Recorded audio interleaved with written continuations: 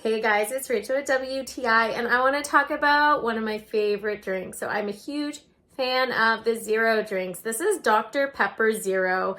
I like to buy the cases of 12. This has such a great taste to it. It literally does not taste like a diet pop. They make it taste so amazing. I like the fact that I have 12 so that there's enough. I like the packaging as well because you can stack it on top of each other. It's nice and sleek. I do like that it has a handle on it, but I love the taste of Dr. Pepper Zero. I love putting it in a nice glass full of ice. It is so refreshing. I like that there's so many different flavors as well that you can get in the Dr. Pepper Zeros.